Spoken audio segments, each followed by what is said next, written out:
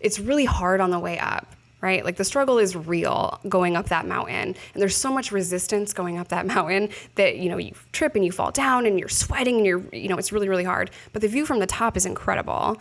So...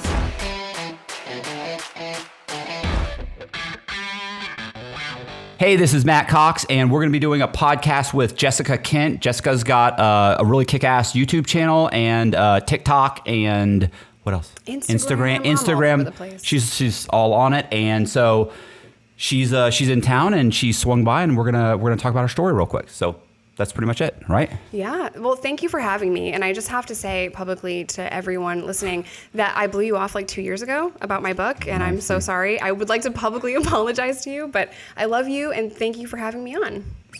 You know what's funny is like I watched when I was in the halfway house, I started watching your channel when you Really? I was looking into true crime and yours came up. The girls that do the makeup and tell a story, which those are all, I was shocked. Her. Well, there's a few of them that do it. Really? Yeah. But she's huge. I'm going to move it 20 times. Yeah, it's fine. So but then I found your channel, and your channel seemed more, you just seemed more relatable than they did. And so I remember I watched a bunch of the videos, and then I remember I showed Danny, and Danny was like, that's what you should do. Just take a camera. Because I know now I understand. Oh, but it was the same thing. We had been talking then, and then I had reached out to you, and I sent you the book, and I said, hey, look, if you're interested, I'd be interested in writing your story. And then, that whole thing happened. So, yeah. So you're going to tell your story, and so let's go ahead and just get into it. And it's basically... You're going to ask me some questions along the way, and we'll kick it? But I mean, and the thing is, like, I've picked up on the videos, and I've watched the different videos, but I've never watched... Even though you say it in some of your videos that you apparently have told the story from beginning to end, I can't seem to find it. I even went in the description, and you had said you took the video down. Which one? Of my whole life. You life telling basically your life, like what happened? Like you were raised in what, Chicago? I was born. Yeah, and you were arrested when you were like what, 8 or 9, something like that. I actually was. Okay. Yeah, so I ran away when I was like 9 years old. But I think that's a good video idea that you just gave me. Just sit down and tell my entire life story from beginning to end. Throw it in the description box so no one gets confused. Because my life is just crazy, right? Right. So I was actually born and raised in upstate New York. Okay. And I live in Chicago now. That's probably why you were confused about that, which my life is insane, right? But yeah, born and raised in upstate New York. My mom was really poor. Section 8 housing is how I grew up, and I was bounced all around from place to place to place. So I grew up really, really poor. Food stamps, Section 8, that was my life. And that's important to note because I didn't want to live that life. I didn't want to be poor. And I thought that was like the worst thing that you could be, was poor. It's not, but it's a struggle, right? Right. So when I was about 12 years old, I was bullied severely all my life, to my face, because back in the day we didn't have social media or phones like we have now. So people were shitty to your actual face. Right. So kids these days don't really understand what that means. There wasn't really an anti-bullying campaign going on at the time. That was just part of life. Yeah, now they bully me on the internet, so it's a glamorous experience for me.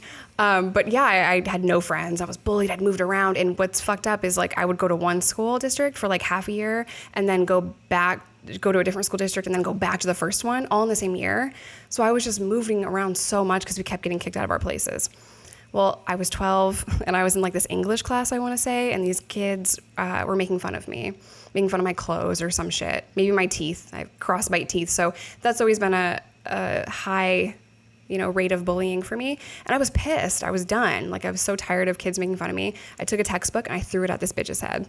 Right. I got kicked out of class for that because you can't throw textbooks at children. And I went to detention.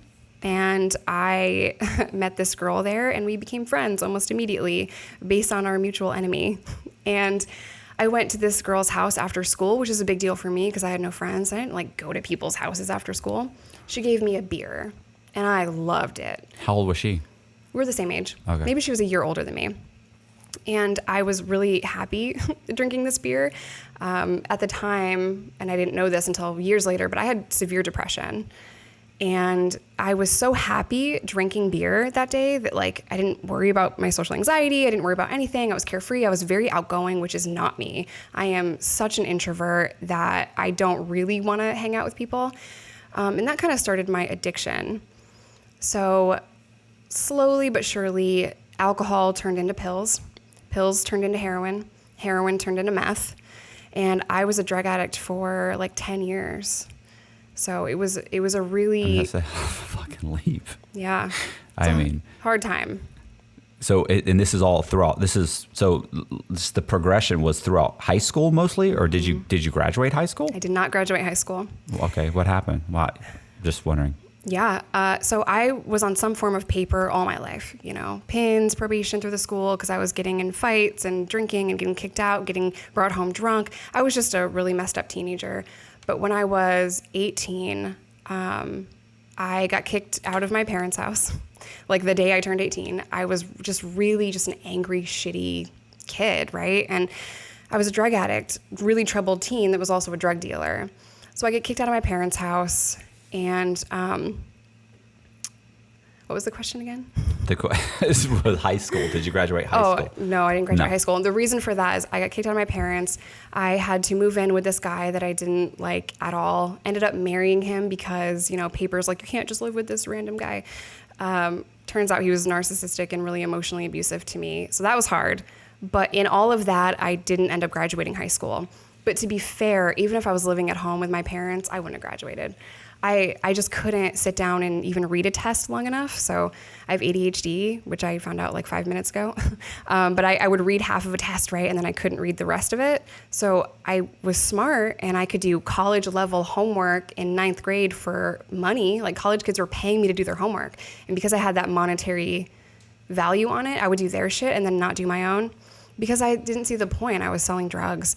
So why get a degree? Why stay and spend all day long in high school to eventually go to college to get a job? I have a fucking job. I'm a drug dealer. Right. And that was the mentality back then. Obviously, my mentality is much different now as a 32-year-old mom of 2.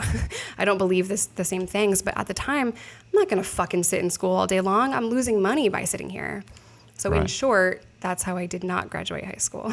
Right. I was just gonna say it's. I saw something by that we had talked about Jordan Peterson, like the psychiatrist, where he was talking about how, people in gangs and stuff like they're hoping to just get through the next day or week or month. They're certainly not thinking long term. And that's why they're doing such insane things because they just can't imagine that they're going to be living.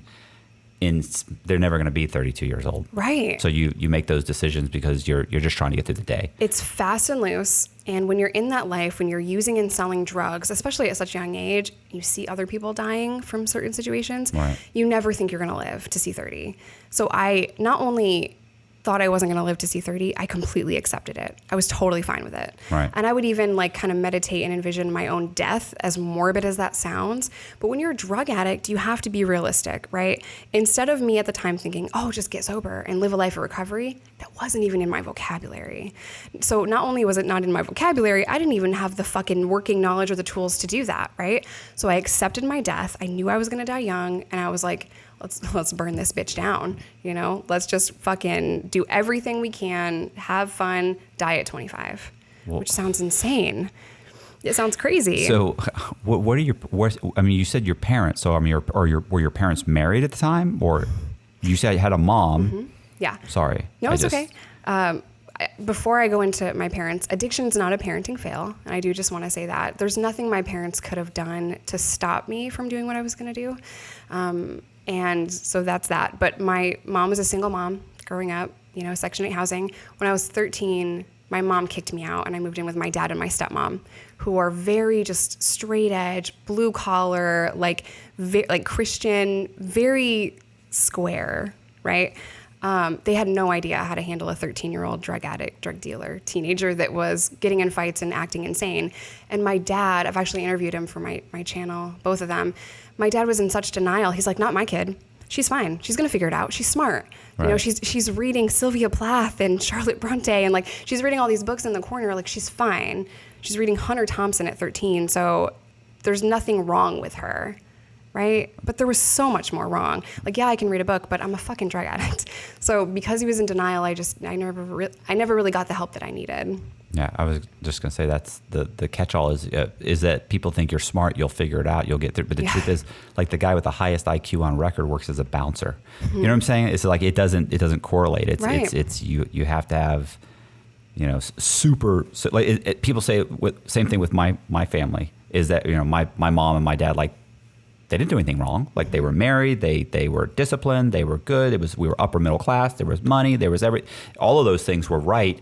But, it's just the situation of, the same situation that 1,000 other kids made the right decisions with, I made all the wrong decisions, For sure. And certainly my parents would have directed me and had tried to direct me in the right, the right direction. It just didn't happen. It just wasn't, we talked about it earlier. We talked about, getting in trouble. Like, every time I got in trouble, I could have made the correct call. I made the worst call every single time, which is, why I ended up in prison. But prison's not really a deterrent when you're living the lifestyle that you want. And our society and our school system is not built for entrepreneurs and hustlers that want to go get it. We're actually punished for being the way that we are.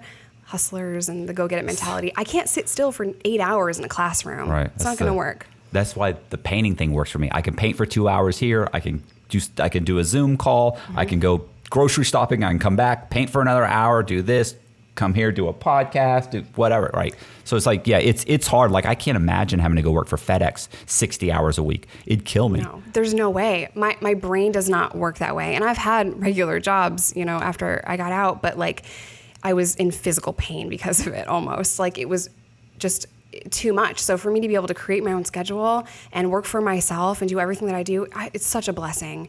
And there's no words that I could ever use to thank my audience for doing what they did for me, because now I get to work for myself, and it's just such an incredible blessing. It's funny. We've been talking. We talked for like an hour before we even started this, but it's.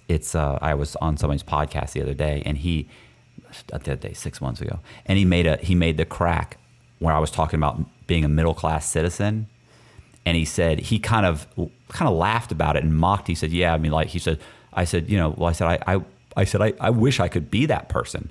And he said, well, I said, because, at least they're happy. Like, they're happy going to dinner and teaching Little League and going to PTA meetings. I said, they're happy to, and he goes, well, they say they're happy. And I went, no, they're genuinely happy. Right. Like, I envy, like, I'm not mocking those people. I envy those people. I would do anything to be that guy. Society is built for that guy. Absolutely. So it is a little bit easier for that. So like my fiance, he works for the man, corporate job, straight edge job. I'm on the other end and I'm an entrepreneur. He couldn't do what I do, just like I couldn't do what he does. Right. Right. So we're all different, but I think those people are happy coaching Little League and I would working love a to 9 to do 5. that. Listen, I would have loved to have gotten married, run my mortgage company, raised my son, made all the right moves. Be normal. Mm-hmm. Normal would be wonderful. Yeah. It didn't happen. Yeah. So I think for entrepreneurs, we go we do all this shit, right? Sometimes we get in a lot of fucking trouble, and it's really hard on the way up. Right? Like, the struggle is real going up that mountain, and there's so much resistance going up that mountain that, you trip and you fall down and you're sweating and it's really, really hard. But the view from the top is incredible. So I think for people like us, like, we can do 1,000 different things, and that's what we're happy doing, like painting and YouTube and podcast and writing. That's kind of how our mind works, and we're like creative that way. Right. So I think it's a blessing for me, and I like how my brain works, but these are dope.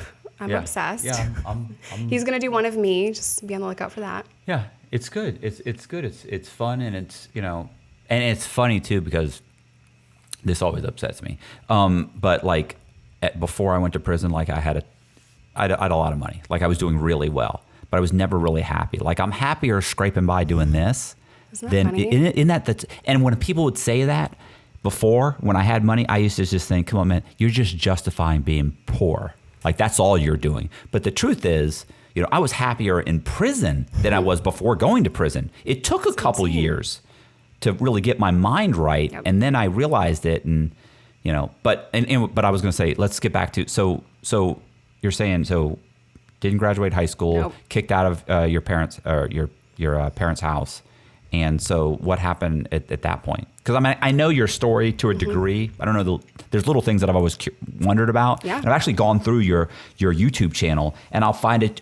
You'll say something, and then I watch the 20-minute video, and then I'm like, that didn't answer my question. You told me a bunch of stuff, but that's. I was curious about this. I was curious about that. I was curious. So, but go ahead. So yeah, I was a drug dealer, and that was my highest aspiration at the time. So in order for me to pay for my drugs, I had to sell drugs. Right. I had to sell guns. I had to be this person. And I meditated on that, and I treated it very seriously, like a business. It is my business. And, I thought I could be a successful drug dealer. You fucking can't be it's not going to happen. Yeah. You also, at the same time, can't be a successful drug addict and be a successful drug dealer. So there were so many waves for me that, like, at one point I had a ton of money and I was doing really, really well. Ton of money, ton of drugs, everything's going good. Bills all paid, my addiction's fed. Then there would be moments where I have nowhere to go. I'm homeless, living in a trap house, no money at all, trying to not sell drugs and go back to that world, fighting my addiction and fighting my own shit and my own mental health, fighting with some fuck boy that I was dating for a while. Like, my life was chaos. And then it would come back up and I'd get a re-up and I'd be doing really well. And you know what I'm saying? Mm-hmm. So my life was like that all the way through. And it was really hard. And, over time, I think what you just said is important. Over time, it didn't matter how much money I made. I was so miserable. I was so unhappy. I hated my lifestyle. I hated where I lived. I hated the people that I was around. I hated feeding my addiction and my boyfriend's addiction and my friend's addiction and paying for all these people's bills. And people put that on me. In a sense, I liked the control and the power that came with that. And I liked that people needed me. It was a good feeling as someone that was ostracized and bullied and had no friends all their life. Now everyone's coming to me for something. Of course. So I liked that, right? Like, let's keep it real. I had tons of tons of friends before I got caught. Mm-hmm. Then I went to prison and it was like, people aren't answering your call. How many people wrote you in prison? Very few. I mean, honestly, like the one only real consistent person was my mom. Me too. Like, me too. And I had one or two friends that showed up, but the friends that showed up that actually came and visited me were the friends that weren't a part of my whole circle before I went to prison. These are childhood friends that have always kind of been friends. Or right. The other person was my ex-wife. Mm. She came to see me every other month the whole time I was locked up. That's nice. And this is a person that genuinely should hate me. Same, basically that was it. Like, there were very few people, but the people that I had made $500,000, $1 million, 700,000, 300, those people, they're not answering the phone. They don't want anything to do with me. But we were good friends. We were buddies. Right. Yeah. When shit's good. Yeah. When you're making money. And that's a hard lesson, right? That's really hard to learn on the way up. Like, my mom was always there for me. It didn't matter what I was doing. I was traveling the country with a magazine sales crew because I'm on the run from some fuckboy or drug dealer or some charges. So I would travel all across the country, right? And my mom was there for me then. She's there for me in jail. Like, she was always there. She couldn't afford much, but she could afford stamps and to put a little bit of money on the phone. Right. She's like, Jess, you want commissary or you want money on the phone? And I'm like, phone, please. I can hustle for everything that I need. I just want to talk to you. And that was hard because I thought people would have the same integrity, loyalty, and like genuine like kindness that I had for them. And I thought they'd be there for me. They fucking won't. Yeah. And they don't. So to expect yourself out of other people, you're going to be disappointed every time. Yeah, I learned that my first charge, and then really my second charge, when everybody I knew rolled over on me immediately. I realized right away, oh no, there's no loyalty. Like, if I get in trouble, I'm cutting everybody's throat because they had already cut my throat. Yeah. So I realized right away, no, the only people that truly cared about me were people that shouldn't have. Like, people I had never done anything to me. I'd never done anything for this person. I'd just been, kind of a friend. But those people will tell you, no, you were a good friend. And I'm like, and to me, but I never made you any money. Like, you never, and they're like, well, yeah, but you helped me move. When my car broke down, you came in and helped me with my tire. When this happened, you did this. All these, I used to call you. You'd always give me good advice. Like, those were and I'm like, see, to me, that was just that wasn't what I had That considered. was That friendship. to me, it wasn't building loyalty. Making you money was building You loyalty. connected friendship to money. Absolutely. And I did the Was same. completely wrong, but That's didn't know it then. None of those fucking people called me or talked to me. Yeah. Now they're like, oh, I watch your content and I love you. Like, okay, but where were you when I was locked up? Yeah. So yeah, I sold drugs and guns, and it was a crazy time in my life, but it was a hard time, like things were never good for too long. So 2011 was probably the hardest year of my entire life. And I've had some hard years. But I owed my drug dealer at the time thousands of dollars.